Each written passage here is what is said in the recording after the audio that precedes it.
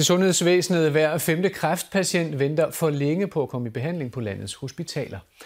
Og samtidig er der stor forskel på, hvor gode landets regioner er til at få deres kræftpatienter i behandling. Det viser nye tal fra Statens Serum Institut. Region Hovedstaden og Region Sjælland ligger i bunden, mens det derimod går bedre og bedre i Region Midtjylland. Formanden for Danske Regioner forsikrer, at der er politisk opmærksomhed på problemet. Man skal have den samme kvalitet, uanset hvor vi bor. Og det er jo det, som vi i fællesskab som politikere skal tage hånd om sammen med vores personale. Så der skal sættes ind fokuseret. Alle de steder, hvor der er nogle flaskehalse, det er der såmænd også i Region Midtjylland.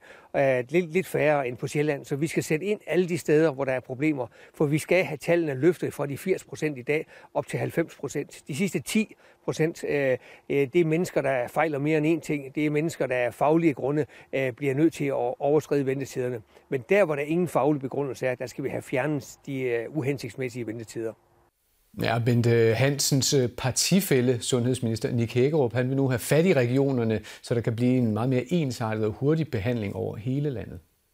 Kvaliteten skal være ensartet høj over landet, og det betyder, at der skal samles op de steder, hvor det ikke går godt nok. Og derfor har vi også i forbindelse med vores nye sundhedsudspil sagt, at man bliver nødt til at sikre, at de steder, hvor det går for langsomt, der lærer man, at de steder, som godt kan finde ud af at gøre det til tiden.